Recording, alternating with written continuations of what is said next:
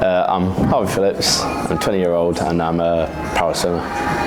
Perfect. And just starting off, could you explain how you came to be a quad amputee? So when I was 9 months old, I had meningitis, and due to that, amputations of through the knee and right arm below the elbow, all fingers and thumb on my left hand.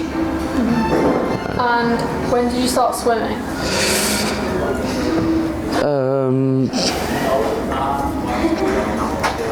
When was it? I think I started swimming back in 2014, 2015. Yeah, well, that's when I got into it, started with a club, got into it competitively back then, yeah.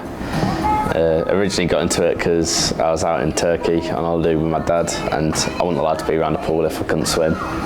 So literally got thrown out the deep end and learned how to swim. And what sort of competitions have you done? What level?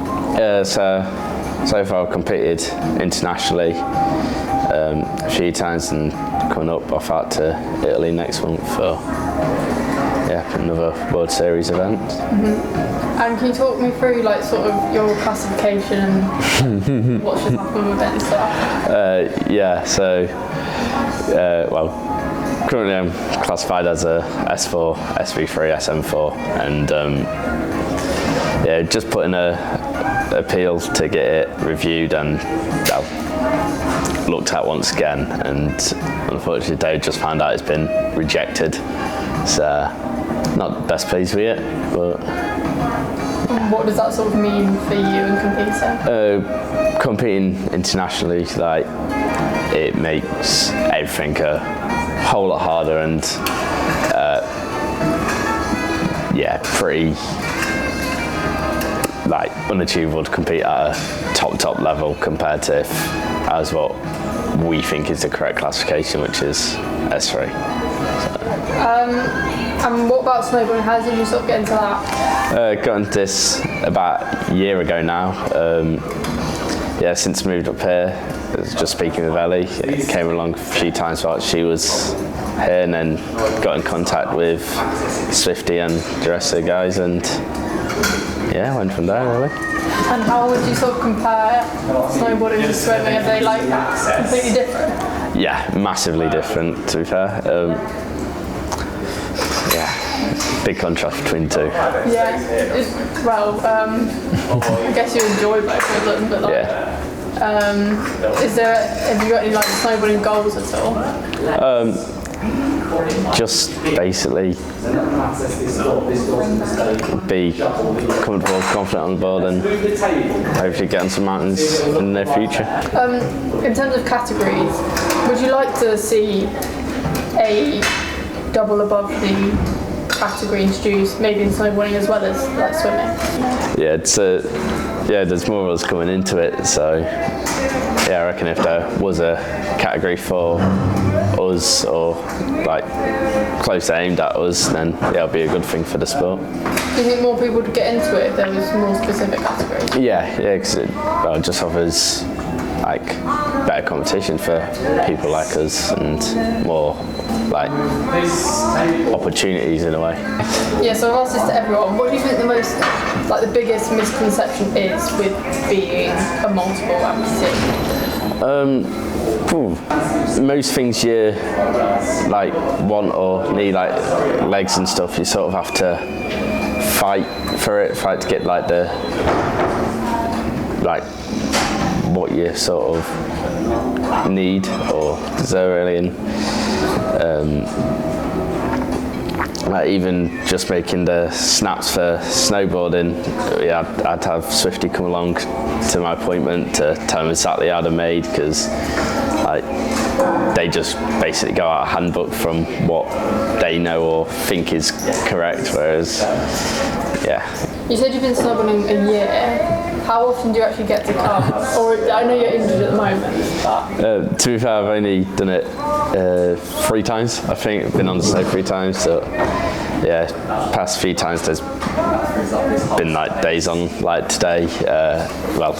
I've been injured, so Yeah.